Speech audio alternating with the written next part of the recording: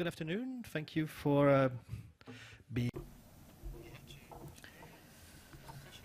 Bon, merci d'être tous venus à cette séance consacrée à une rupture pas comme les autres. Je suis Cyril Lechèvre. Je travaille comme journaliste pour l'opinion en France. Alors, je voulais juste démarrer en vous rappelant qu'il s'agit d'une table ronde, mais avec participation du public. Nous avons quelques intervenants tout à fait distingués, mais on s'attend à ce que vous participiez aussi en posant des questions. Alors, deux façons de s'y prendre. Vous pouvez vous connecter à Weassembly et entrer une question, ou vous pouvez passer par Twitter.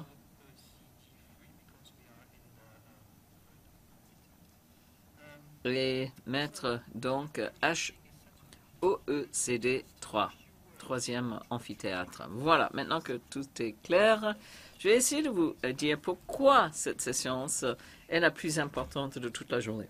Nous allons parler de la cybersécurité, mais en général, nous allons parler du monde de l'avenir, de demain.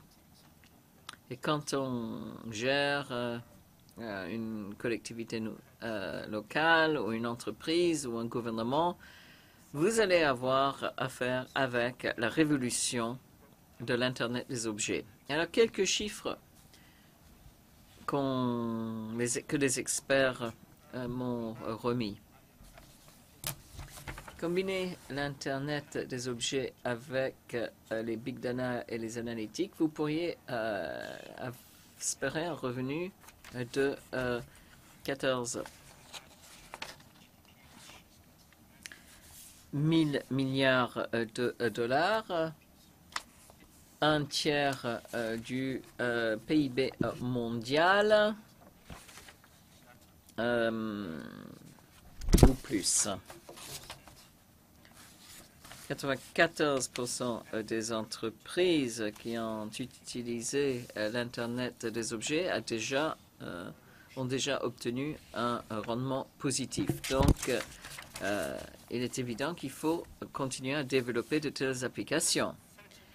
Mais seulement 17% des développeurs des logiciels travaillent maintenant sur les dispositifs Internet des objets et 23%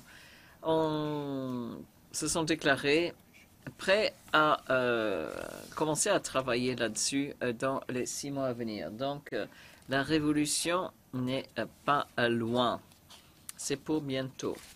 L'Internet des objets, on pense, va créer 100 zetaoctets de données par an uniquement en Chine d'ici 2030. Pour vous donner une idée de ce que ça représente, en 2006, tous les ordinateurs du monde entier avaient 500 exabytes, c'est-à-dire c'est la moitié d'un zettabyte. La moitié d'un zettabyte, tous les ordinateurs. Donc, on va multiplier par environ 200 dans les 30 années. Et là, je ne vous parle que de la Chine, qui donc va, on pense, atteindre 100 zettabytes de données ou d'octets de données par an.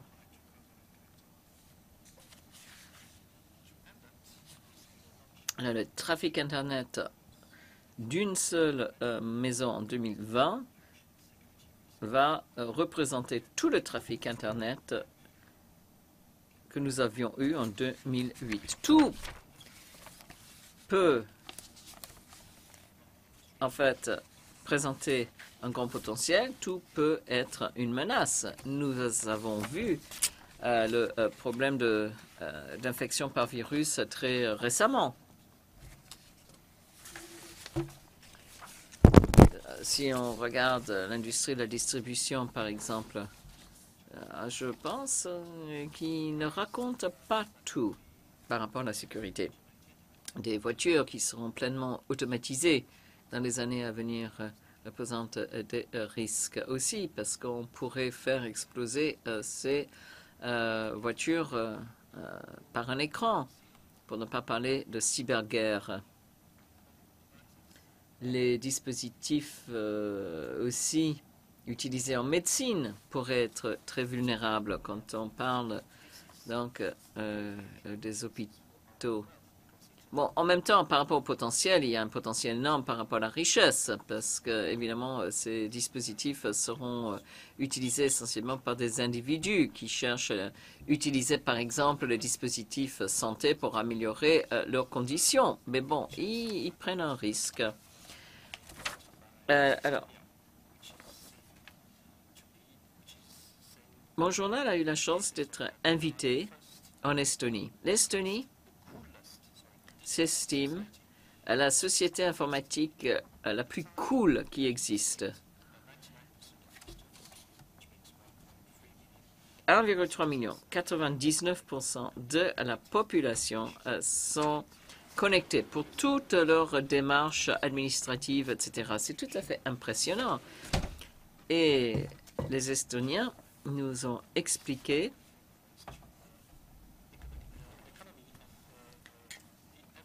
que ce taux élevé de connectivité a permis de grandes économies. Une montagne de papier aussi haute que la tour Eiffel peut être économisée chaque mois grâce à l'Internet. L'État d'Estonie, le gouvernement est en train de beaucoup réfléchir à des questions de protection de données. Il négocie avec le Luxembourg pour avoir des solutions de rechange, c'est-à-dire en cas de problème, en cas d'activité de hacker, le Luxembourg aurait ou serait un dépôt pour les données administratives. Mais bon, assez pour moi. Je voudrais vous présenter Isabelle Falk-Pierrotin, président du CNIL, qui est l'autorité en fait qui s'occupe de la protection des citoyens en France, la protection des données des citoyens en France. Ensuite, autre membre du panel, Jacob Bundsgaard, qui est maire de la ville de Aarhus au Danemark. Et Jacob va nous expliquer comment on numérise la vie des citoyens à Aarhus. Ensuite, Christophe Steck, directeur politique publique Internet Telefonica. Richard Dobbs, directeur McKinsey de l'Institut McKinsey Global Institute. Et puis Diego Piacentini, commissaire au gouvernement pour le programme numérique en Italie. Alors, commençons avec Diego. Une question très simple. Qu'est-ce que vous faites avec les autorités italiennes par rapport à ces questions très importantes que nous venons de poser? Bon, un petit peu de contexte peut-être d'abord par rapport à mon expérience. J'ai passé 13 ans avec Apple et ensuite 16 avec Amazon. Et bon, on m'a accordé 2 ans pour essayer d'aider les autorités italiennes. J'ai créé donc une nouvelle équipe pour la transformation numérique qui a récemment lancé un nouveau plan signé par le Premier ministre, donc qui apporte un grand soutien politique. Alors, j'ai tout de suite commencé par embaucher un expert de cybersécurité. Pas parce que nous sommes l'autorité responsable de la cybersécurité, mais parce que toute transformation numérique doit être accompagnée par des procédures de sécurité. Donc, j'ai pris ces nouvelles fonctions il y a 8 mois. Et bon, je vous parle de l'expérience italienne, mais je pense que d'autres pays partagent cette expérience. Il existe des procédures pour pratiquement tout au sein du gouvernement, mais la sécurité manque. Nous avons observé des violations, des problèmes de sécurité, tout simplement parce que certains sites publics ont comme nom de domaine admin et comme mot de passe admin. Ouais, bah, vous éclatez de rire, mais bon, ça arrive, c'est arrivé. Et ça pose des problèmes terribles de sécurité. Avec la nouvelle directive européenne, il y a eu toute une série de procédures très bien organisées pour réagir en cas de crise. Mais nous n'en sommes pas là. Il nous manque encore des procédures pour empêcher la venue de crise. Et je ne parle pas du backdoor d'encodage, je parle de procédures tout à fait basiques pour les fonctionnaires voulant utiliser certaines applications. Je parle de signature électronique, je parle du besoin de changer les noms de passe. Moi, je ne peux pas faire certaines choses sans que j'ai changé les mots de passe régulièrement. Sinon, on m'empêche de le faire. Et cela devrait être comme ça partout. Et si ce n'est pas fait, c'est bon, là, ce sont les failles qui vont être utilisées par les hackers. Merci beaucoup, Diego. Juste avant de vous donner, la parole à Jacob Bundsgaard, je voulais citer un certain nombre de questions que nous avons reçues sur Weasemblay. Est-ce qu'on peut les voir sur l'écran? Est-ce que vous avez confiance en votre gouvernement par rapport à la sécurité de l'Internet des objets? Oui, non, je ne sais pas. Donc, vous voyez dans l'adresse app.weasemblay.com. S'il vous plaît, répondez à la question. Jacob, pour revenir vers vous, est-ce que brièvement vous pourriez nous expliquer ce que fait la ville de Aarhus pour améliorer la relation entre l'informatique et le citoyen? Merci. Alors, Aarhus, c'est la deuxième ville au Danemark. Beaucoup de jeunes, car nous sommes une ville universitaire. Donc, les gens sont très sensibilisés par rapport au potentiel du numérique. Et nous avons voulu, en fait, bénéficier des avantages qu'apporte le numérique. Nous sommes convaincus que les avantages du numérique sont bien plus nombreux que les inconvénients. Nous avons donc créé une organisation, Smart Aarhus, pour tenir compte du secteur privé, du secteur public, des ministères, des départements, etc., qui voudraient tous bénéficier des avantages du numérique. Au Danemark, chaque citoyen a une signature électronique. Et cela nous a permis de communiquer à 100% par le numérique entre l'administration d'un côté et le citoyen de l'autre.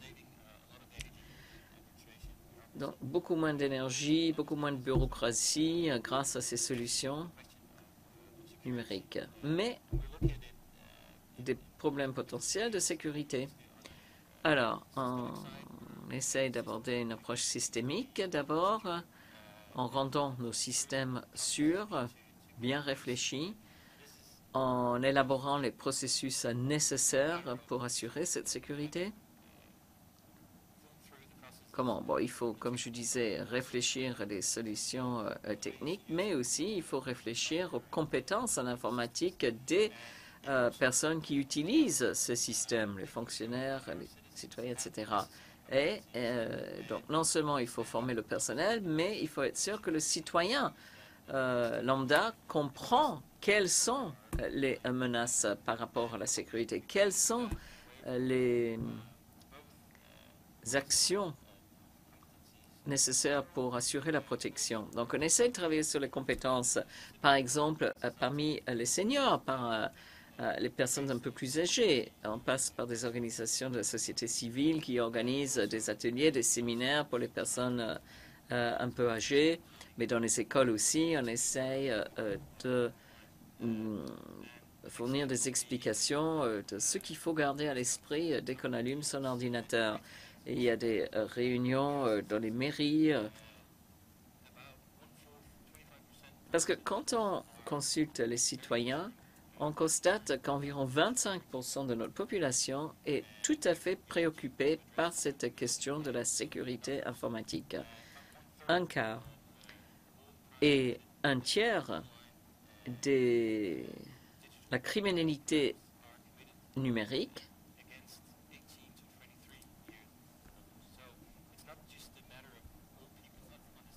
en fait vise la tranche d'âge 18 à 23 ans. Il n'y a pas que les personnes âgées qui posent problème. Beaucoup de jeunes ne savent pas comment se protéger non plus en ligne. Donc, beaucoup de travail de sensibilisation à tous les niveaux. Merci. Diego, qu'est-ce qui se passe en Italie? J'ai vu que vous étiez en train de réagir. Comment vous faites pour éduquer la population? En France, on fait très peu de choses, à mon avis. Comme je disais, pour l'instant, on a concentré nos efforts sur la gestion de crise.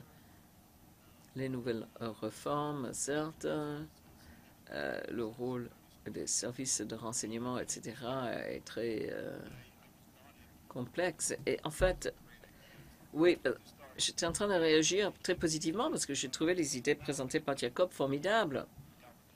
Bon, pour l'instant, je parle des gouvernements, mais c'est la même chose pour la vie privée. J'aimerais poser une question. Combien parmi ces personnes présentes utilisent un deuxième niveau d'authentification pour ouvrir votre courriel? Si vous ne le faites pas, je peux vous assurer que c'est inévitable. Vous allez avoir des problèmes. Mais ce sont des processus qui doivent être enseignés. C'est le devoir de l'administration de faire en sorte que chaque employé, chaque fonctionnaire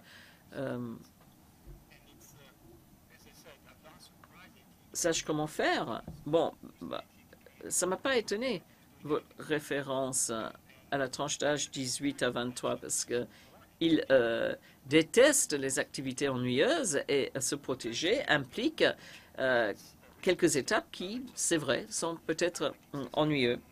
Alors, Richard Dobbs, McKinsey. Puisque nous sommes là pour parler de la sécurité, c'est vrai que la sécurité pose une menace, mais ces données pourraient en fait réaliser un énorme potentiel. Ah, je pense que vous pouvez voir la deuxième question sur vos écrans. Bon, il n'y a pas une crise énorme qui résulte d'un écart budgétaire. Avec le vieillissement, il y aura un problème terrible pour nos gouvernements qui auront beaucoup trop de dépenses par rapport aux recettes.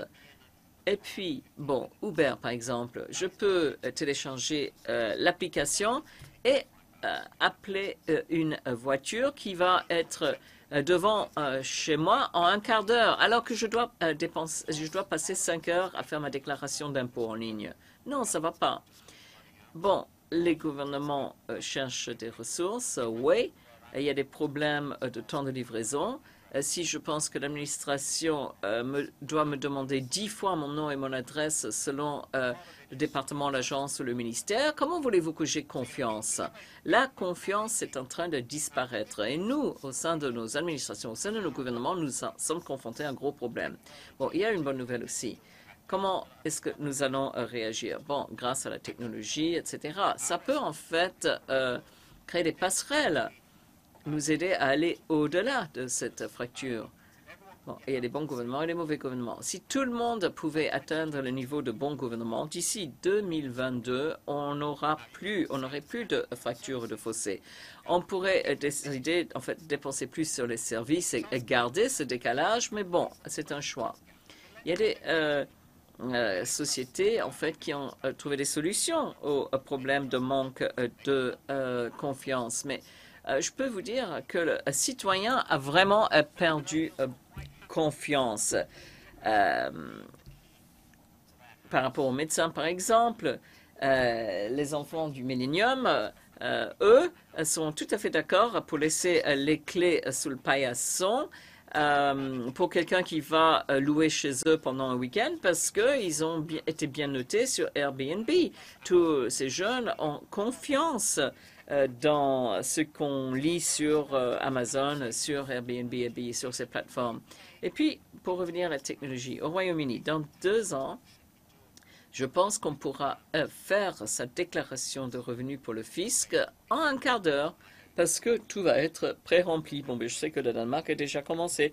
Il existe des solutions. Donc, je pense que la technologie va nous aider. Oui, il y aura des problèmes de sécurité. Oui, il y aura des questions de protection de la vie privée. Et on faudra lutter contre la fraude et l'erreur dans nos données. Il faudra développer des protocoles. Mais il faut prendre de l'avance.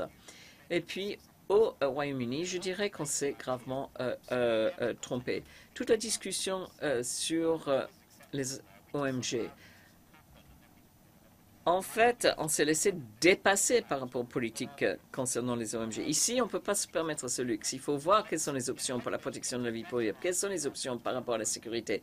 Cherchons des bonnes solutions avant les crises au lieu de tout simplement se contenter de réagir en situation de crise. Bon, alors, je reçois toute une série de questions, mais juste pour conclure avec ce premier tour de table, Isabelle Falque-Pierrotin, vous êtes présidente du CNIL. Est-ce que vous pourriez peut-être expliquer aux non-français dans la salle ce que c'est la CNIL? Et comment réagissez-vous en tant qu'autorité, en tant d'autorité? Comment est-ce que vous réagissez à ces problèmes auxquels sont confrontés nos gouvernements? Quelle est la frontière aussi entre les aspects positifs et négatifs? Bon, je vous parle donc au nom de l'autorité qui s'occupe de la protection des données, la CNIL en France, mais peut-être aussi un petit peu au nom de l'autorité européenne, car je suis présidente du groupe de travail 29, qui est le réseau des autorités qui s'occupent de la protection des données. Alors, ma réaction, je suis tout à fait d'accord avec presque tout ce qui a été dit. Très fréquemment, on dit que la protection de la vie privée est une chose et la sécurité en est une autre. Mais ce n'est pas vrai. Si nous voulons avoir un environnement numérique robuste, il faut développer en même temps la sécurité et la protection de la vie privée. Je dirais que c'est dans l'ADN de nos autorités qui s'occupent de la sécurité, de s'occuper aussi, de s'intéresser à la protection de la vie privée. Par exemple, la CNIL, chaque année, participe à 500 inspections. Et je dirais que 85% de ces inspections comportent des questions sur la sécurité. Il y aura d'ailleurs une législation par rapport à la sécurité. Vous dites qu'il n'y a pas de culture de base de la sécurité. Je dirais qu'on pourrait dire exactement la même chose, nous, au niveau de la CNIL. C'est-à-dire, on constate qu'il n'y a pas une culture générale par rapport à la sécurité, non seulement au sein des entités publiques, mais d'ailleurs aussi, au sein des entreprises. Et l'action des autorités de surveillance doit être pervue comme étant complémentaire par rapport à ce qui est fait pour la sécurité par nos autorités. tous nos pays ont des responsables de la sécurité. En France, ça s'appelle ANSSI. Ce sont des équipes très efficaces, mais ils sont particulièrement efficaces pour les grandes entreprises par rapport à l'infrastructure critique pour le pays. Alors, qu'est-ce qu'on constate maintenant? On constate qu'il faut assurer la sécurité à tous les niveaux, à partir de l'action de l'individu, à travers les sous-traitants, à travers les contrôleurs, parce que soit la sécurité est mondiale ou globale, soit il n'y a pas de sécurité. Et pour que ce soit efficace, il faut que la sécurité soit assurée à tous les niveaux. Donc il y a des discussions avec le public, avec les PME, avec beaucoup d'acteurs différents. Peut-être on ne connaît pas tellement nos actions, mais je peux vous assurer que ces actions sont indispensables si nous espérons œuvrer dans un environnement numérique sûr. Et je voudrais réagir à ce qu'on vient d'entendre. En travaillant sur la protection de la vie privée et la sécurité en même temps, nous allons contribuer à une croissance numérique. Nous allons aider à construire quelque chose de plus costaud, plus robuste, quelque chose qui intègre à la fois les éléments sécurité et les éléments protection des données. Et là, il y a beaucoup de potentiel. Donc, je ne plaidoie pas contre l'innovation. Je pense que ça ne va pas à l'encontre de l'innovation. Au contraire, ça va nous aider à innover. Je voulais revenir sur ce que Jacob nous a dit concernant la situation au Danemark. Est-ce que vous avez l'impression qu'en France ou en Europe, les jeunes sont conscients du problème? Est-ce qu'ils sont bien sensibilisés ou est-ce qu'il faudrait aller plus loin dans la sensibilisation et la formation? Alors, je pense qu'il y a une prise de conscience des problèmes de sécurité, mais cela ne veut pas dire qu'ils sont suffisamment formés, suffisamment éduqués. Il y a plusieurs acteurs impliqués en France pour la création d'un groupe de réflexion collective visant à promouvoir la nécessité d'une formation numérique, d'une éducation numérique pour que tous les acteurs intègrent des réflexes de sécurité et de confidentialité dès le départ. Cette éducation au numérique a progressé, mais la France est encore à la traîne. Et je pense que ce n'est pas le seul pays dans ce cas-là. Christophe Steck, je me tourne maintenant vers vous. Vous représentez ici Telefonica. Vous êtes directeur de la politique publique et de l'Internet. Juste avant de vous poser une question, j'aimerais qu'on se tourne vers Wisembly.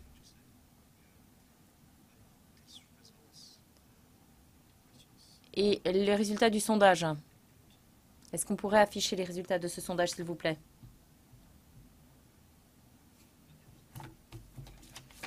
Ah non, pardon, c'est pas encore prêt.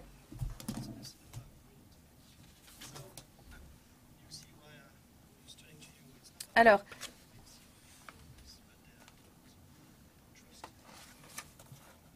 je pense que c'est peut-être un problème de confiance dans l'Internet des objets.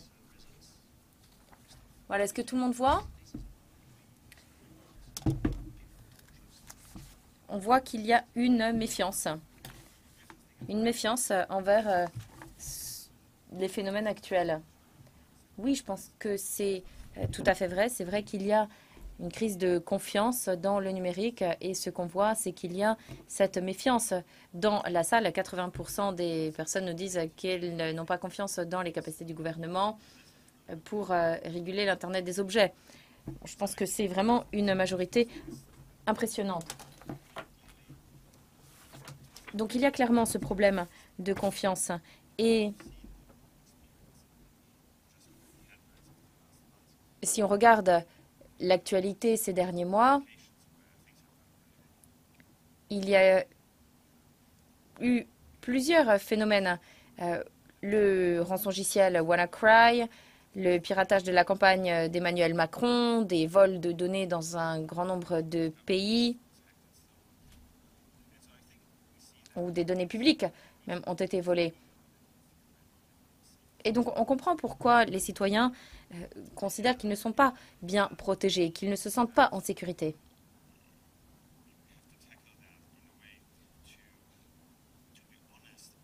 Et je pense qu'il faut prendre conscience de cela et être conscient aussi qu'il ne peut pas y avoir 100% de sécurité. Si on demande une double identification, ce n'est pas une protection à 100% contre le piratage. On peut aussi être piraté, mais ça peut prendre plus de temps. Mais si on est vraiment déterminé, on y parvient quand même. En Italie, une entreprise de cybersécurité a été piratée par des pirates. C'était en quelque sorte un défi qu'ils s'étaient lancé pour se moquer de cette entreprise. Donc ça se produit, ça arrive quand même. Mais finalement, ce n'est pas si problématique que ça parce qu'on continue à prendre la voiture pour se déplacer. Les voitures, elles sont plus sûres aujourd'hui qu'il y a 20 ans, mais vous n'êtes jamais à l'abri d'un accident et d'un risque de blessure. Mais on accepte ce risque. Je pense qu'il faut aussi être conscient qu'il y a une partie de risque incontournable lorsqu'on navigue sur Internet. Je pense que ce qu'il faut faire, c'est se prémunir contre les scénarios catastrophes. Être conscient du risque d'accident. Les entreprises, les États, tous les acteurs doivent travailler de concert afin de parvenir au meilleur résultat possible. Donc, il faut une transparence, il faut la coopération, il faut la mise en place de mécanismes et de processus réglementés. Et si on regarde la dernière directive européenne sur l'infrastructure critique, eh bien, c'est justement ce qui s'est produit. Il faut une meilleure information, une meilleure diffusion de l'information dès qu'un incident se produit. Parce que qu'on se situe dans une entreprise ou dans un État, c'est toujours désagréable d'être transparent. Parce que ça donne l'impression que vous n'avez pas fait les préparatifs nécessaires. Je pense qu'il faut rentrer dans un nouvel état d'esprit. Ce genre de choses, ça arrive, ça peut arriver à tout le monde, à n'importe qui. Et ce qu'il faut essayer de faire, c'est de se prémunir contre ce type de phénomène. Et pour y parvenir, je pense qu'il faut voir quels sont les acteurs les mieux placés, les États, les agences spécialisées et aussi les entreprises, surtout les grandes entreprises qui doivent travailler de concert pour régler les problèmes lorsque ceux-ci surviennent. Oui, je voulais vous reposer ma première question. Nous avons ici des représentants des États et des entreprises privées. Comment est-ce qu'on peut avoir une bonne collaboration entre ces deux? Oui, je voulais souligner un point que je viens d'entendre. Avec les entités étatiques, il faut qu'on cesse cette culture de la dissimulation. Parce que j'ai moi-même rencontré dans des entreprises de logiciels publics ou dans des agences publiques un refus de parler des incidents parce qu'on ne voulait pas donner l'impression d'avoir été faible. Mais ça, c'est très malsain. C'est une très mauvaise décision. Alors qu'il y a une autre façon d'impliquer les pirates bienveillants, les pirates moraux, en créant donc des espaces de dialogue et de participation avec ces pirates. Et des pirates responsables existent et aujourd'hui, ils sont vulnérables au risque d'emprisonnement parce que s'ils piratent des entrées, s'ils arrivent à entrer dans des sites confidentiels, dans des espaces confidentiels, eh bien, ils risquent une peine de prison. Donc, je pense qu'il faudrait éviter cela afin d'accroître le degré de coopération entre tous les acteurs. Oui, dans ce nouveau cadre juridique européen, cette question d'obligation de notifier lorsqu'il y a un incident, eh bien, ça deviendra une obligation contraignante. Il n'y aura plus de choix. Actuellement, c'est seulement les entreprises de haute technologie qui doivent notifier les cas de piratage ou d'incidents sécurité aux autorités de surveillance. Mais avec cette nouvelle directive européenne, tous les acteurs du secteur seront obligés de déclarer les incidents de sécurité. Alors, dans quelles conditions est-ce que ces notifications vont se produire. Le groupe de travail 29 actuellement est en train de mettre en place des lignes d'orientation et des consignes sur les mécanismes de notification de ces incidents de sécurité afin de trouver un juste équilibre entre les besoins de transparence et le respect des intérêts des acteurs qui sont concernés, parce qu'on ne veut pas non plus déclarer à tort et à travers. Donc il faut avoir une analyse de ces incidents de sécurité et trouver un bon équilibre entre le besoin de transparence et la défense des intérêts des acteurs concernés. Je pense qu'on va passer à la deuxième question, Wisembly. Bon, alors bien sûr, c'était une question un peu orientée pour la première. Voici la deuxième. Quelle est la première chose à faire par les États pour restaurer la confiance dans le système de l'Internet des objets? Des règles plus fortes sur la protection des données et la propriété des données, mettre en place des normes techniques mondiales sur les appareils Internet des objets, ralentir l'innovation des technologies en matière d'Internet des objets ou mettre en place des règles pour les drones. Et je rejoins ce que je disais avant sur la coopération très étroite qui existe entre les États et les entreprises privées. Je pense qu'il faut qu'on soit très concret pour avoir une meilleure connaissance des expériences de vos pays. Que peuvent faire concrètement les entreprises pour travailler en bonne intelligence avec les autorités centrales ou locales? Alors tout d'abord, je pense qu'on revient aux questions d'éducation. On peut parler d'identification à 2 étapes, des emails de phishing. Donc il faut une meilleure éducation. Ça devrait être intégré dès l'école. Mais bon, après, le problème, c'est qu'on ne touche pas tout le monde, puisqu'il y a beaucoup de citoyens qui ne sont plus à l'école. Donc, comment former tous les citoyens à ces compétences nécessaires à la gestion des emails de phishing? Et je pense que les entreprises, qui sont les principaux employeurs, doivent jouer un rôle. C'est tout bénéfice pour l'entreprise, puisqu'avec une meilleure formation des salariés, ça évite les risques de piratage de l'entreprise et dans la société plus large, c'est aussi très utile. Donc je pense qu'il faut demander aux entreprises de jouer leur rôle. Ensuite, sur la transparence, je pense qu'on peut regarder ce qui se passe du côté des compagnies aériennes. Dans les compagnies aériennes, lorsque des pilotes ont des problèmes, il y a des règles de confidentialité pour éviter de montrer tel ou tel du doigt. Et quand on parle de déclarations sur les incidents de sécurité, il y a ce risque de gêne, de culpabilisation. Je pense qu'on peut regarder ce qui se passe du côté des compagnies aériennes. Il peut y avoir une transparence confidentielle. Une transparence confidentielle qui peut être très rapide. Donc, si vous avez été piraté et que vous n'avez pas refermé la porte, eh bien, il faut prévenir rapidement, dire qu'il y a eu une fissure dans le mur extérieur. Donc, regardez ce qui se passe dans d'autres secteurs et envisagez si c'est possible de reproduire cela pour la cybersécurité. Oui, il y avait 5% des personnes qui nous disaient qu'ils avaient confiance dans l'État. Est-ce que vous pourrez peut-être nous dire ce qui alimente cette confiance? Oui, après, on aura le temps pour les questions-réponses avec la salle. Donc, je pense qu'on pourra poser la question à ces personnes-là. Alors, la confiance, la question de la confiance. Oui, alors, lorsque nous réfléchissons aux avantages du numérique, dans nos appels d'offres, dans la commande publique, dans nos relations avec les entreprises privées, nous nous penchons toujours sur cette question de la sécurité d'Internet. Et on le fait de plus en plus, parce que c'est de plus en plus important, surtout avec l'Internet des objets.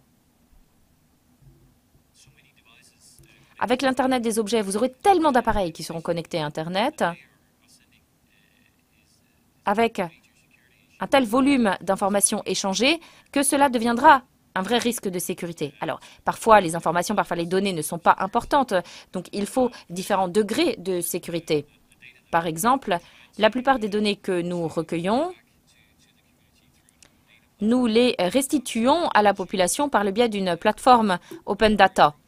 Mais bien sûr, il faut que des règles très strictes soient en place pour la diffusion de ce type de données. Et par le passé, ça s'est déjà produit. Nous n'avons pas été suffisamment vigilants et, par erreur, nous avons publié des informations qui n'auraient pas dû être publiées.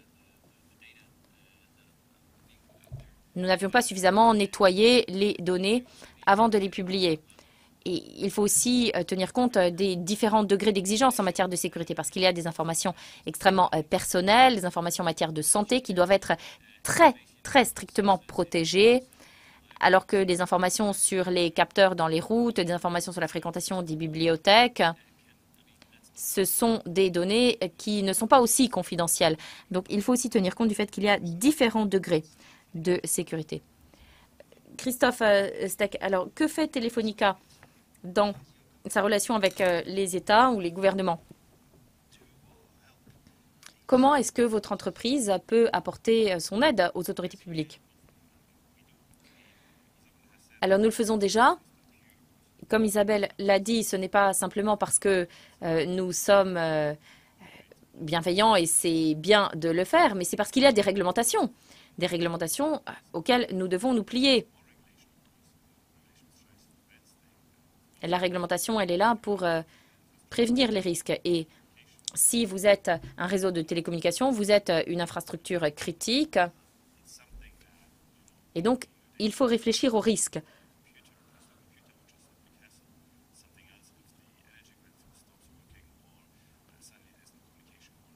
Si les communications sont interrompues dans un pays, c'est un problème très grave. Et il y a une question de vie ou de mort. Donc, nous avons besoin d'être conscients également de ce degré de risque. Et ce que l'histoire nous a montré, c'est que nous avons une responsabilité majeure. Il faut qu'il y ait une coordination très étroite. Et ça fait très longtemps que ça dure, cette coordination très étroite, avec l'administration publique, avec l'État, le gouvernement. Quelques exemples, les antennes relais dans les villes, eh bien, elles doivent être protégées. Elles ne doivent pas être faciles d'accès. Et ça, il y a des règles qui existent là-dessus depuis plusieurs années, donc ça ne date pas d'hier. Le problème, c'est qu'aujourd'hui, tout est numérique, tout est connecté. Vous avez des voitures dans lesquelles le volume de code dépasse ce qui existe dans votre système d'exploitation Android ou iOS. Et ça, c'est impressionnant, parce que ce que vous avez, c'est tous les jours de nouveaux objets qui deviennent plus complexes, qui deviennent plus intelligents. Tous ces objets qu'il faut protéger. Ça, c'est vraiment la question fondamentale sur la sécurité de l'Internet des objets. Alors, sur les systèmes d'énergie, j'ai beaucoup de questions là-dessus. C'est vrai que c'est une source d'inquiétude. Quelle rupture causée par le numérique peut intervenir dans les systèmes d'énergie et comment protéger nos systèmes d'alimentation énergétique?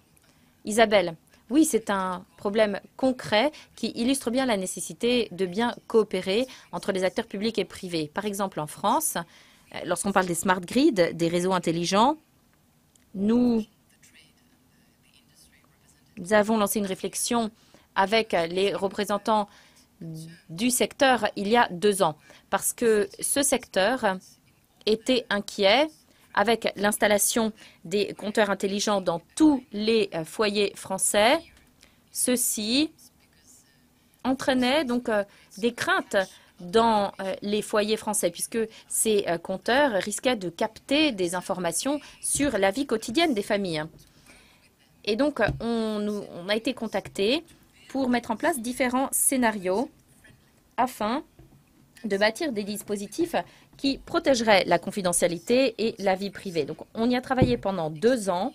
C'était la première fois que nous avions une coopération aussi étroite sur ces désirs de privacy by design, donc de protection de la vie privée intégrée dès la conception. Et nous avons donc intégré dans ces compteurs intelligents des mécanismes de sécurité supplémentaires. Alors, c'était très intéressant, très bien accueilli par les professionnels du secteur, mais c'était aussi très intéressant et très important pour nous, puisque les principes de la CNIL pouvaient ainsi être respectés. Et donc pour nous, c'est une très bonne expérience de collaboration que nous avons réitérée avec les véhicules intelligents. Et puis il y a d'autres partenariats de ce type. Donc excellent exemple qui montre que nous ne pourrons pas trouver des solutions solides, des règles solides, si nous ne trouvons pas de partenariat et de coopération avec les partenaires privés. Parce que c'est la coopération elle-même qui crée la solution. Donc, c'est indispensable. Et ça fonctionne. Oui, sur cette question de l'énergie. Est-ce que vous vouliez ajouter quelque chose d'autre? Diego, allez-y. Oui, je pense que j'ai oublié de répondre à votre précédente question. Nous avons des équipes rapides d'intervention. Et nous avons des équipes rapides d'intervention en Amérique latine, Amérique centrale et en Europe, puisque c'est là où nous avons des activités. Ces équipes rapides d'intervention sont en réseau avec d'autres acteurs de la cybersécurité, au moins au niveau européen. Donc il y a un réel écosystème qui s'est bâti au niveau européen. Bon, je pense que ça existe dans d'autres pays aussi. Donc, il y a déjà des dispositifs qui fonctionnent. L'information sur les incidents de sécurité sont rapidement diffusées et il existe des équipes spécialisées pour réagir. Oui, ce que j'ai dit, ça s'applique à toutes les sociétés d'infrastructures critiques, qu'elles agissent dans le domaine de l'énergie ou pas. Toutes ces entreprises reçoivent des milliers et des milliers de lignes de code qui sont écrites par quelqu'un d'autre. Ce sont des systèmes intégrés. Et donc, les sociétés de l'énergie les plus sophistiquées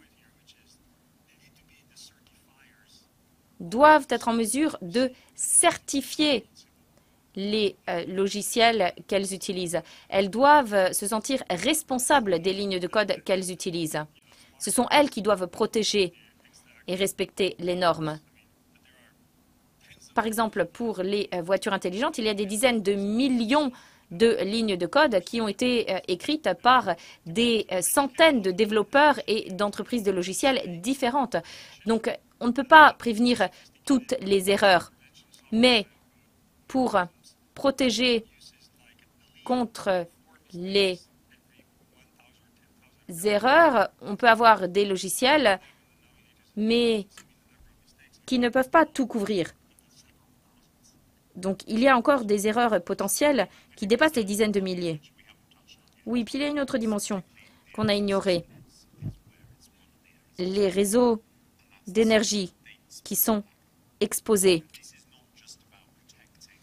Ils sont exposés surtout aux pirates soutenus par des États. On ne parle pas ici d'ado qui est tout seul dans sa chambre derrière son ordinateur. On parle de pirates qui ont été formés en Russie, en Corée du Nord, en Chine. Et je pense que c'est ça le vrai défi. Le risque aujourd'hui, c'est qu'on ait un pirate qui interrompe le service de l'électricité aux États-Unis. Ça pourrait entraîner des morts humaines. Ça, c'est un risque qui existe. Comment répondre à ce type de risque? Et donc, c'est vrai qu'il faut qu'on exige de Microsoft que les logiciels soient actualisés, mis à jour automatiquement. Parce qu'il faut qu'on se rende compte que c'est un risque qui existe au niveau de l'État et on a besoin d'avoir les experts, les meilleurs experts qui doivent travailler étroitement avec le secteur privé. Et ça, c'est un modèle très prometteur. Par exemple, le GCHQ britannique est installé dans des bureaux derrière des fils de fer barbelés, mais leur équipe de sécurité, de cybersécurité est basée à Victoria et est ouverte aux experts du privé. Ça, c'est indispensable. Oui. Ma question est donc la suivante. Que faire avec ces pirates? Que faire avec les risques de piratage? Est-ce qu'il y existe des bons pirates et des mauvais pirates, des gentils et des méchants? Et que faire avec ces pirates. Oui, mon collègue qui est directeur des données à Telefonica, il se présente lui-même comme un pirate. Il est pirate, mais il n'est pas cybercriminel.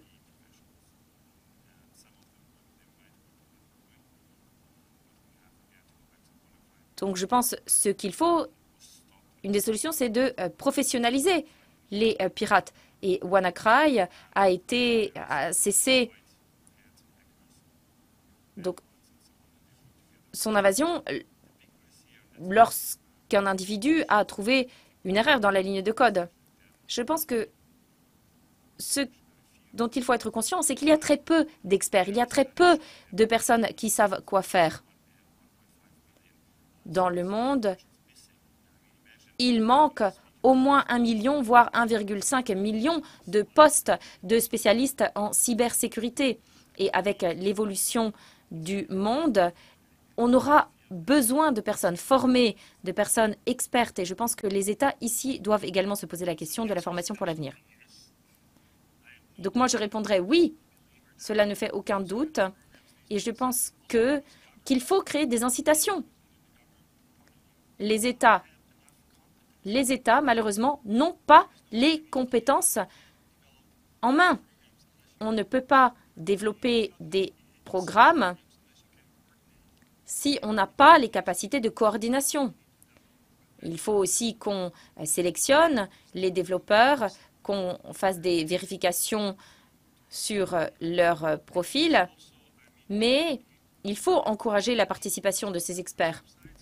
Il faut faire des tests réguliers sur les sites Internet des États, sur les sites des infrastructures critiques. Mais pour cela, il faut des compétences et des capacités. Des compétences et des capacités qui existent en interne dans l'administration publique, qui ne doivent pas tout le temps être externalisées. Oui. Alors, la ville d'Aarhus a 335 000 habitants. Donc, à notre niveau, c'est impossible d'acquérir les compétences nécessaires comme le font les États.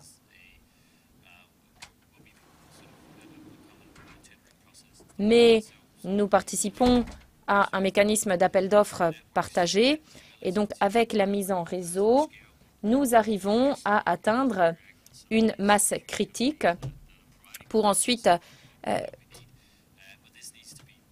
parler avec ces grandes entreprises qui produisent les logiciels dont nous avons besoin. Mais il faut qu'on ait un relais au niveau national parce qu'on ne peut pas s'attendre à ce que les municipalités, toutes seules de leur côté, aient la masse critique nécessaire pour négocier avec les grandes entreprises de logiciels et qu'elles aient les compétences nécessaires. Oui, alors je vous propose de regarder ce qui se passe du côté de Wisembly. Voilà les réponses qui ont été apportées à ces questions. Comme vous le voyez, la première mesure à prendre, c'est d'appliquer des normes techniques mondiales pour les appareils et les réseaux d'Internet des objets. Ensuite, des règles plus strictes sur la confidentialité des données et sur les entités qui sont propriétaires de ces données. Alors, il y avait une question sur la blockchain également. Quel est le rôle des nouvelles technologies pour restaurer la confiance? Technologies comme le blockchain. Bon, alors peut-être que tout le monde ne connaît pas le blockchain, mais c'est un dispositif, c'est une technologie qui a été conçue pour être sécurisée. Est-ce que vous avez réfléchi à la technologie de blockchain dans votre pays? Alors oui, nous avons commencé la réflexion. Je vous avoue que je ne suis pas sûre de très bien comprendre comment fonctionne le blockchain. On me l'a expliqué plusieurs fois. J'ai compris l'idée de base. C'est d'intégrer la confiance dans une approche réseau plutôt que d'avoir un seul acteur centralisé. Donc, il y a cette approche par réseau, cette approche décentralisée. Ce qui est très intéressant, c'est de voir quel est l'effet de l'utilisation du blockchain sur ses utilisateurs. Alors, à la CNIL, nous avons lancé un laboratoire technologie pour réfléchir et examiner quelles sont les vraies questions posées par la technologie blockchain. Mais je pense que c'est très prometteur. Mais pour l'instant, j'appellerai à la prudence. Christophe Steck. Oui, je pense que le blockchain, ce n'est pas un concept qui est très facile à comprendre. Ce n'est pas très intuitif. Donc, ne culpabilisez pas. Nous sommes très nombreux à mal comprendre. L'Internet, c'est un espace de communication, un espace permissif, où on peut communiquer les uns avec les autres sans barrière à l'entrée. Donc ça, c'est une bonne chose. Le problème, c'est qu'Internet n'est pas un système sécurisé dès le départ. C'est un système de réseau, mais qui n'est pas sécurisé. Avec le blockchain, on peut avoir davantage confiance dans le fonctionnement d'Internet.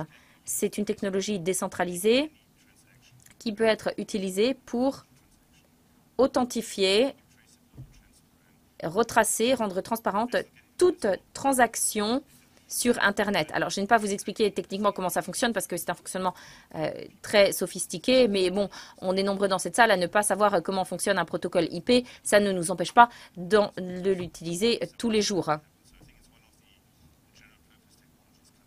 Le blockchain, je pense que c'est une technologie qui peut être très polyvalente, qui peut servir pour le cryptage, par exemple, des données.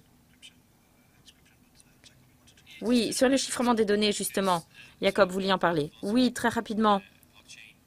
La philosophie du blockchain. Bon. Moi, je pense aussi que ça permet d'authentifier les transactions. Peut-être que ça sera élargi comme utilisation à l'avenir. Mais la philosophie du blockchain, c'est comment utiliser différents relais dans la communauté pour créer un environnement plus sécurisé, également pour la protection des données. Et pour cela, on peut utiliser le blockchain. On le fait à très petite échelle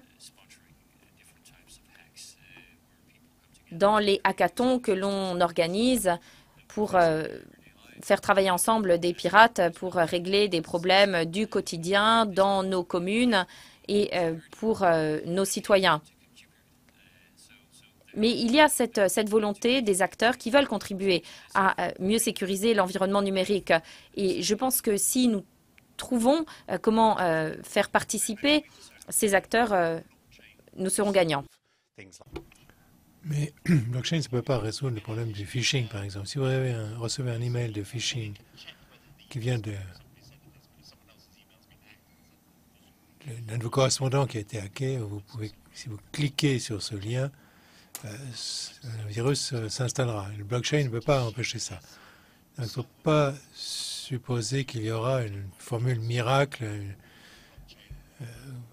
technologie, blockchain ou autre, qui vous protégera. Le plus gros problème de sécurité, n'est pas la machine, c'est l'individu. Il faut travailler également sur l'aspect humain, pas se compter sur une technologie qui viendrait tout régler.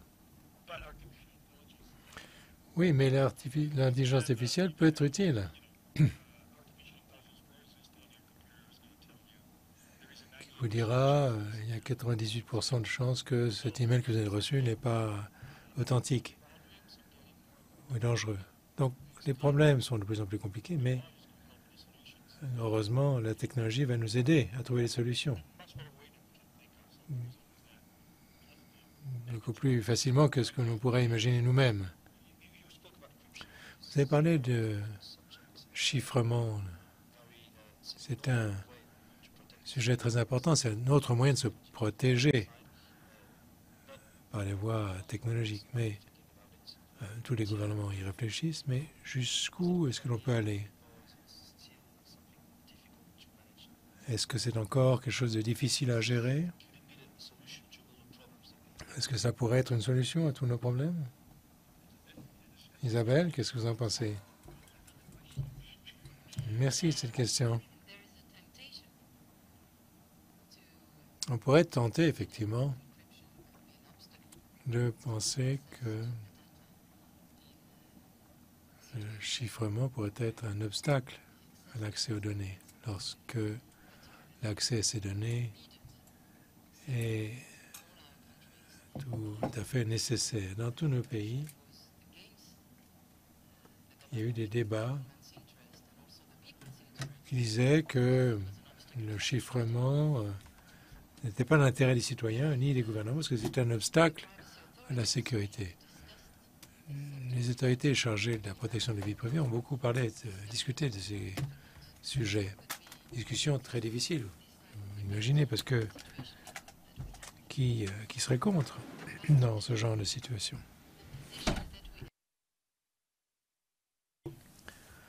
Notre position, finalement, est assez équilibrée. Nous avons dit que le chiffrement, c'est un levier fondamental pour la sécurité. Chacun sait que le chiffrement permet de garantir ou d'améliorer la sécurité des échanges, mais nous disons aussi que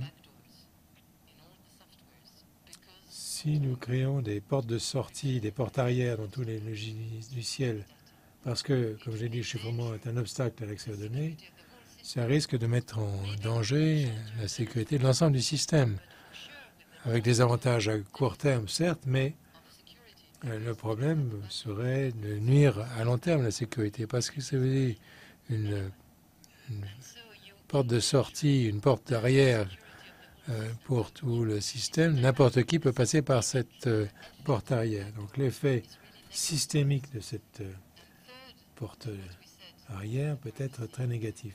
Et troisièmement, ce que nous disons, c'est que on a besoin d'un cadre juridique dans tous les pays permettant la coopération entre les industriels et les États. Et l'accès aux données, aux métadonnées devrait être organisé. En France, par exemple, nous avons déjà différents moyens d'avoir accès aux données, s'il s'agit, par exemple, de lutter contre le terrorisme. Voilà donc les différents principes que nous avons adoptés en ce qui concerne le chiffrement. Mais ce n'est pas facile. C'est une question un peu compliquée. Est-ce que vous êtes d'accord? Est-ce qu'on arrive à un équilibre? Je pense que c'est une position qui me paraît bonne. Le chiffrement n'est pas non plus une solution miracle. On ne peut pas trouver des solutions simples à des questions compliquées. Donc, il y a toutes sortes de choses que l'on peut faire. Le chiffrement est un outil parmi d'autres qui peut être utile pour garantir ou protéger la vie privée, mais cela dit, il y a aussi un aspect négatif. Cela représente une charge pour les ordinateurs, pour les réseaux. Il y a aussi un débat sur la sécurité concernant une partie spécifique du chiffrement.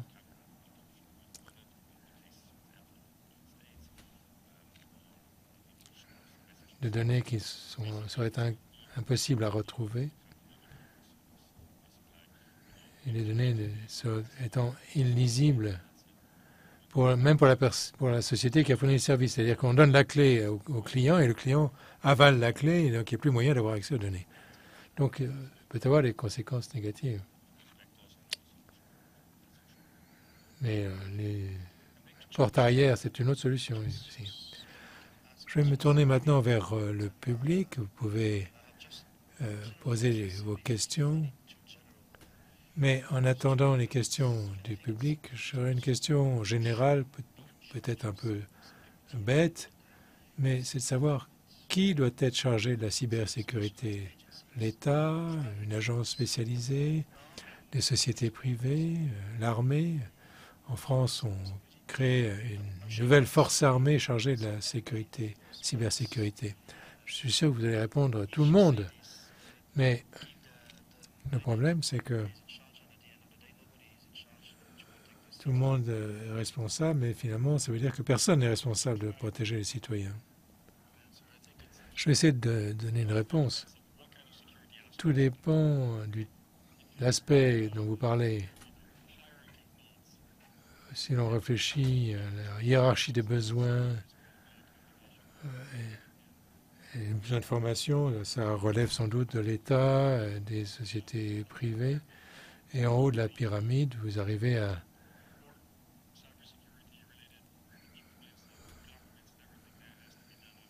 des questions fondamentales de cybersécurité de l'État. Et là, ce sont l'État, les pouvoirs publics qui doivent en être chargés. Donc tout dépend du niveau ou l'aspect de la cybersécurité dont vous parlez. En tout cas, ce qui doit être clair, c'est que, en tout cas, les gouvernements doivent être clairs. Ils ont limite, ils doivent travailler dans des règles budgétaires très strictes et il serait très facile de faire des économies sur la sécurité. Et on voit que il y a des pays qui font un travail remarquable avec très peu de personnel, en Italie ou en France.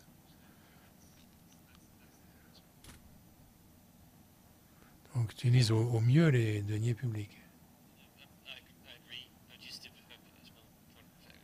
Je suis d'accord. J'ajoute simplement que la cybercriminalité, c'est la criminalité qui se développe le plus rapidement dans tous les pays. Donc, il est évident qu'il faut s'y attaquer, il faut financer la lutte contre la cybercriminalité. Et si vous voulez utiliser au mieux vos ressources, c'est à cela qu'il faut les utiliser pour vous assurer que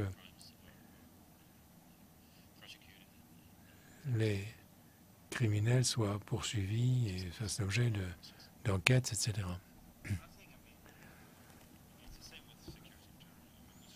C'est vrai de la sécurité en général. Qui est-ce qui est responsable de la sécurité sur la route? Est-ce que c'est le fabricant des voitures? Est-ce que c'est la réglementation des ceintures de sécurité? Est-ce que c'est la police? Si tout le monde est responsable, ça veut dire finalement, je suis d'accord, que personne n'est responsable. Je dirais que c'est ceux qui sont impliqués qui doivent être impliqués. Ceux qui ont les connaissances, c'est-à-dire les grandes sociétés, les gouvernements, les chercheurs, les hackers éthiques qui doivent être en échange, en relation d'échange en réseau. On doit accepter qu'il y a des risques dans la vie numérique aussi.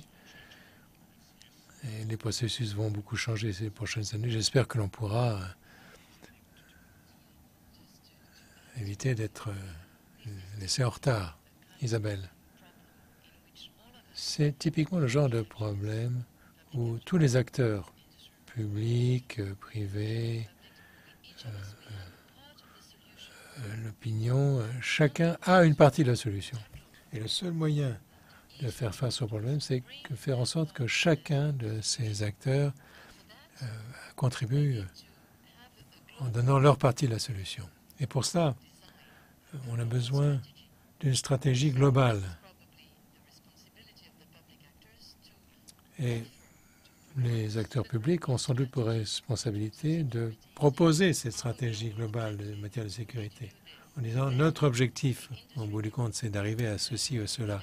Et les utilisateurs, les autorités publiques, les différents acteurs pourront apporter leur part de solution en fonction de l'objectif défini. Je crois que c'est ainsi que l'on peut considérer ce sujet.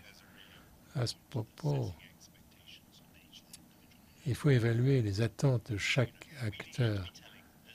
Il faut dire aux citoyens, vous êtes aussi responsables en matière de cybersécurité qu'en matière de l'utilisation de votre serrure de la maison. Lisez les messages avant de les ouvrir. Bien souvent, ce n'est pas le cas. Donc, il faut responsabiliser les utilisateurs, mais également les sociétés de logiciels en disant qui devrait dire nous avons terminé de mettre à jour notre logiciel qui est dépassé. Ce n'est pas le cas actuellement. Je crois que nous avons les questions ici. Je ne sais plus qui était le premier. Oui.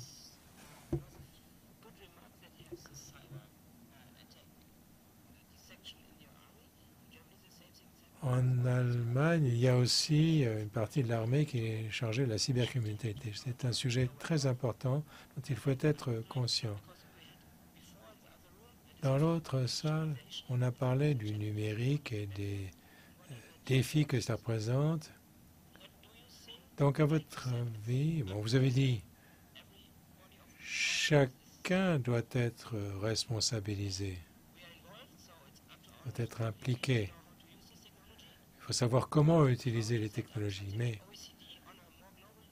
comment créer quelque chose du type OCDE? Quelle est l'organisation que l'on pourrait concevoir au niveau international ou supranational? Qu'est-ce qui pourrait répondre? L'Europe? Oui, je peux plaider la cause de l'Europe. Ce serait un peu bizarre dans ce lieu. Mais l'Europe en tant qu'organisation politique, est-ce qu'on pourrait envisager une organisation spécifique qui existe peut-être déjà? Oui, il y a NISA en Europe. Il y a déjà un certain nombre de choses qui se produisent en Europe. Mais l'Europe n'est qu'une partie du monde.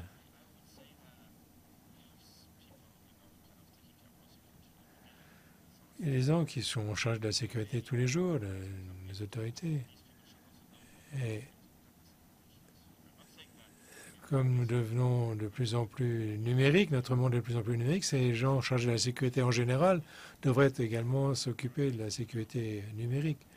Il y a Europol, il y a des organisations militaires qui commencent à s'occuper de la cybersécurité. C'est la vie d'aujourd'hui. On n'a peut-être pas besoin d'une nouvelle agence, d'une nouvelle organisation.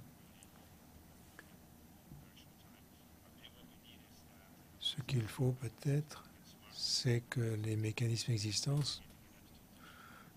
deviennent plus intelligents, s'adaptent au monde numérique. Par ailleurs, je pense aussi que le secteur privé et les grands acteurs du privé ont un rôle important à jouer. Donc c'est un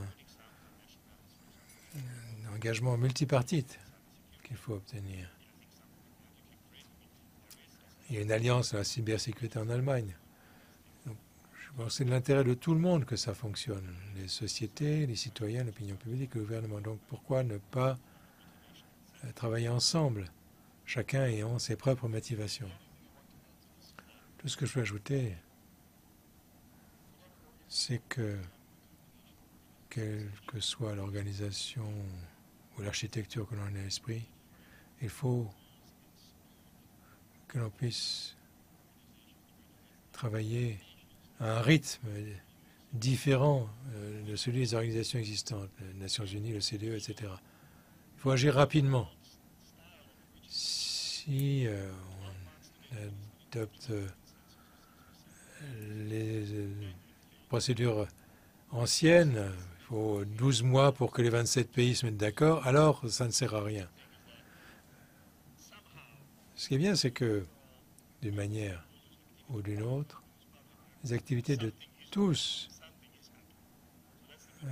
sont utiles. Il y a des choses qui se passent du côté du privé, des citoyens, du pouvoir public. Et donc ça, c'est une bonne chose. Il faut essayer de coordonner. Je voudrais réagir à cette question de la rapidité d'action.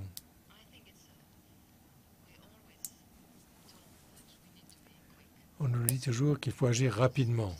Les régulateurs, les législateurs doivent agir rapidement. Mais de l'autre côté, quand on voit à l'intérieur des entreprises le temps que cela prend pour mettre en œuvre les systèmes de gouvernance des données ou de la sécurité, eh bien, on se rend compte que ça prend du temps de changer l'état d'esprit, les processus, la manière de travailler les uns avec les autres. En tout cas, ça prendra du temps.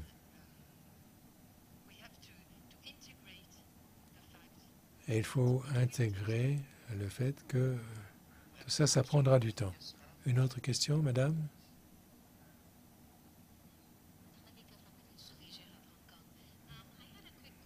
Malika, Hong Kong.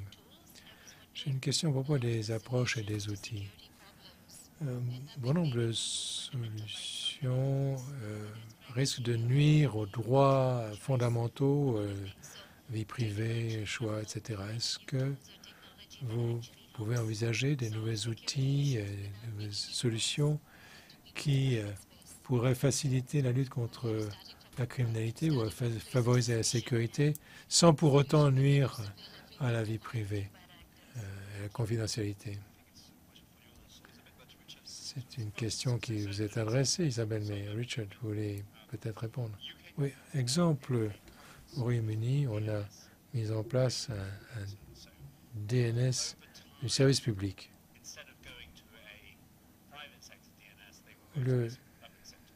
D'aller vers ce DNS privé, on va s'adresser au DNS public. La guerre changé de terrain. Ce n'est plus la terre, la mer, l'air, etc. C'est maintenant le cyberespace. Et on peut utiliser des DNS privés qui vous permettent de changer, public qui vous permettent de changer de site rapidement, de réorienter certains messages qui viennent de sites qui ont été piratés. Mais ça ne change pas grand-chose du point de vue de la vie privée. Il faut faire autre chose, éduquer le citoyen, le consommateur, mettre en place les DNS publics. Ça ne peut pas être utile de ce point de vue-là. Donc, ce sera toujours difficile pour la vie privée des consommateurs.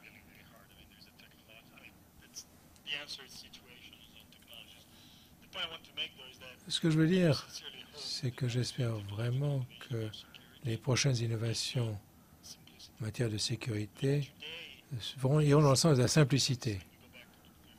Aujourd'hui, on revient à ce qu'on disait au début, les gens ne suivent pas les règles, ne font pas ce qui doit être fait parce que c'est compliqué, c'est ennuyeux, etc. Et pour toutes sortes de raisons, l'innovation technologique du point de vue de la facilité d'utilisation, ces nouvelles facilités n'ont pas été appliquées dans le sens de la sécurité, dans le domaine de la sécurité. J'espère que ce sera le cas ultérieurement pour faciliter la vie des internautes. Petite remarque à ce propos, à mon avis, il y a aussi la possibilité de donner le pouvoir aux citoyens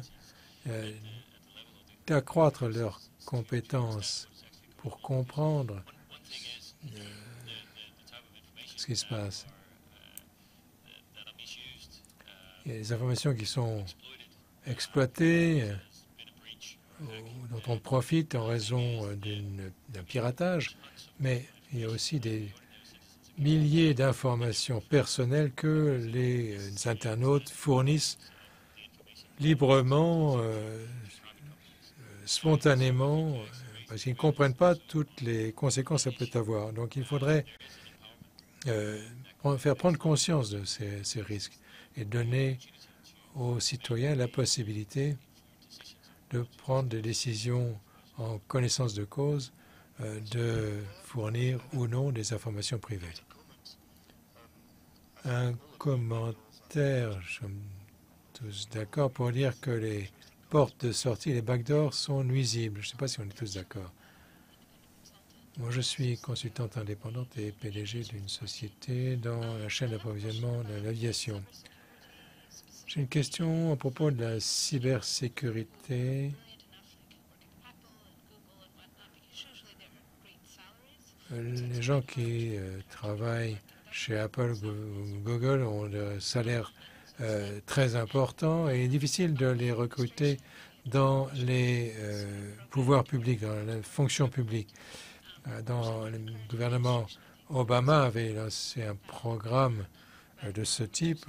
Aujourd'hui, bien sûr, ce n'est plus le cas. Je voudrais savoir qu'est-ce que les gouvernements peuvent faire pour encourager les meilleurs à venir travailler pour la fonction publique. Je crois que tout le monde a un avis à ce propos.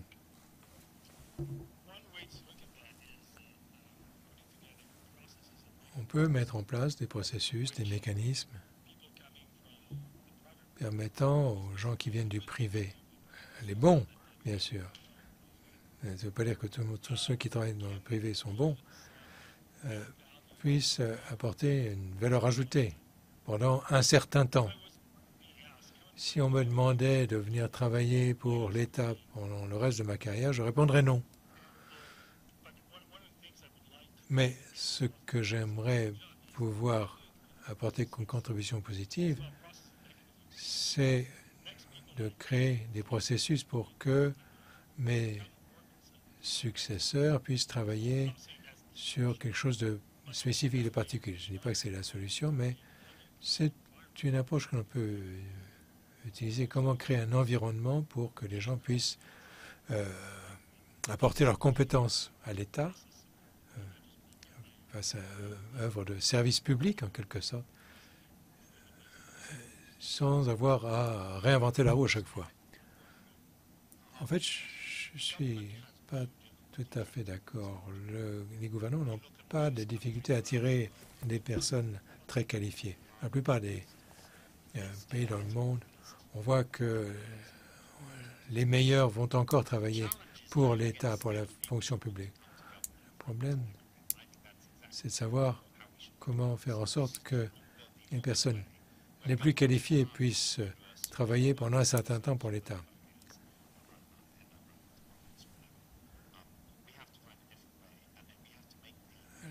Les méthodes traditionnelles sont plus applicables.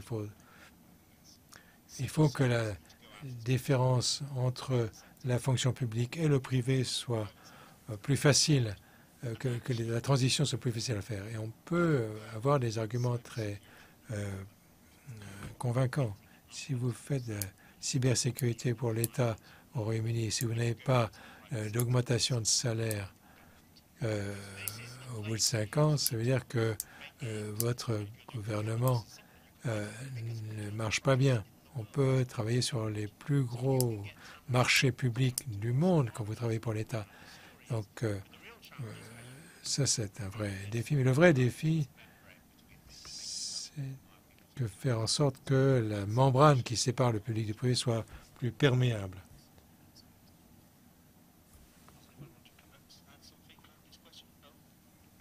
Il y a quelque chose à ajouter? Une petite remarque, je suis tout à fait d'accord.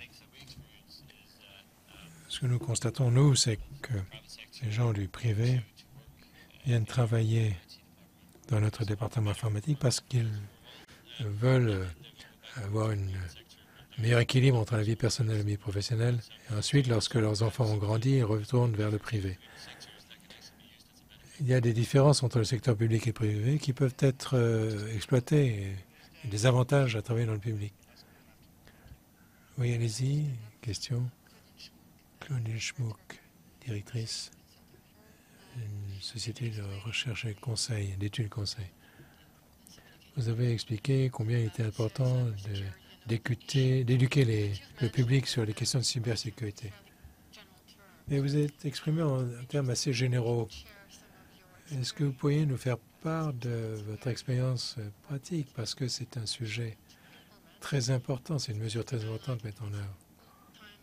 On a dit que ça prenait du temps de construire des réglementations, mais sur ce point particulier, je pense qu'on pourrait peut-être tirer des conclusions sur les mesures à prendre.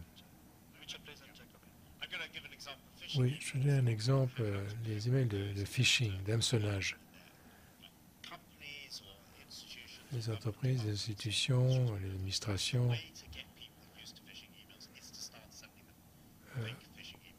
comment s'habituer à ces hameçonnages? C'est en envoyant des emails d'hameçonnage faux. C'est-à-dire que lorsque l'on cliquerait sur ces messages, s'afficherait à l'écran vous avez été victime d'un système d'hameçonnage.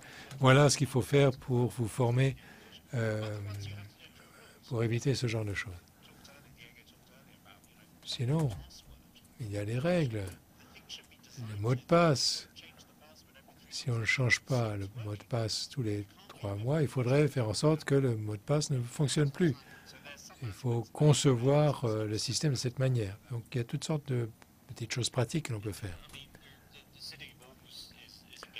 La ville d'Aarhus participe à différents réseaux. On essaye de partager nos connaissances et notre expérience. La communication avec le public, même s'il n'est pas très technique ou très moderne, c'est un moyen de procéder. On l'a fait sur d'autres sujets, d'autres types de criminalité. Et les communautés locales sont très intéressées par ce type de programme. Ils veulent savoir ce qu'il faut faire pour agir, pour contrecarrer la criminalité. Et le meilleur moyen d'améliorer le sentiment de sécurité, c'est de donner aux gens les outils qui leur permettent de se responsabiliser. Donc c'est un double avantage. Et nous essayons de partager nos connaissances dans le réseau auquel nous participons. Isabelle, exemple avec la nouvelle réglementation européenne sur l'évaluation d'impact sur la vie privée. Ça va être obligatoire pour les traitements les plus importants, le BIA. Et il y a une section très importante consacrée aux mesures de sécurité. C'est de cette manière qu'en Europe, on va veiller à ce que l'on prenne au sérieux les questions de sécurité. Dans la plupart des autorités de contrôle, ça devrait être mis en œuvre d'ici 1 an.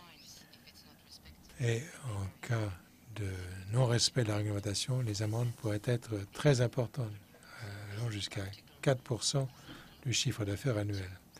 Donc c'est un exemple pratique de moyens de faire en sorte que l'on tienne compte des questions de sécurité. One last question from you, please. Bon, on va prendre le temps d'une toute dernière question. Enfin, moi, je travaille depuis 25 ans avec le ministère de l'Éducation. Et je me demande comment ça se fait que, alors qu'on a discuté très longuement de ce qui se passe, et le numérique va probablement faire partie de nos vies pour toujours, est-ce que le premier investissement ne serait pas dans l'école primaire pour que nos enfants puissent acquérir des connaissances de base? Bon, aux Pays-Bas, tous les enfants doivent apprendre à nager. Qu'on aime nager ou pas, c'est obligatoire. Et je pense que la cybersécurité, c'est pareil. Ça devrait être intégré dans l'ADN de chaque enfant, comme apprendre à nager.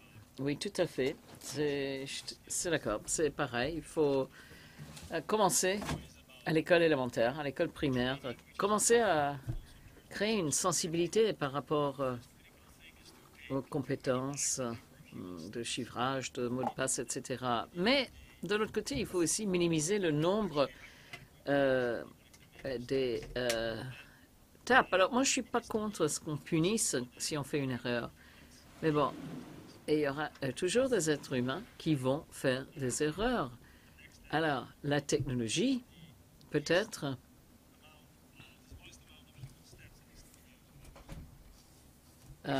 nous fait poser la question, quels sont le nombre de pas minimum pour assurer la sécurité? Oui, l'éducation, absolument. Mais en même temps, la simplification. On ne peut pas tous avoir des doctorats en cybersécurité pour gérer nos courriel, nos mails électroniques. Et il faut peut-être concevoir les systèmes différemment. Et bon, on va peut-être, je ne sais pas, réfléchir à de nouvelles solutions. On peut peut-être aussi ouvrir des choses dans un environnement protégé. Peut-être il n'y a pas à concevoir quelque chose pour que si on clique pour ouvrir un lien, la personne n'ait pas accès à tous mes mails. Donc, je suis tout à fait d'accord avec cette dernière remarque en faveur de la simplicité. Bon, par rapport à l'éducation, à la dernière conférence internationale consacrée à la sécurité, un référentiel international adopté par tous les pays. Et ça concerne l'enseignement à l'école primaire et à l'école secondaire. De la Suède jusqu'en Afrique, de la Nouvelle-Zélande jusqu'aux États-Unis, les délégués se sont mis d'accord sur le contenu de ces programmes de base. Alors, vous pouvez le voir sur leur site web.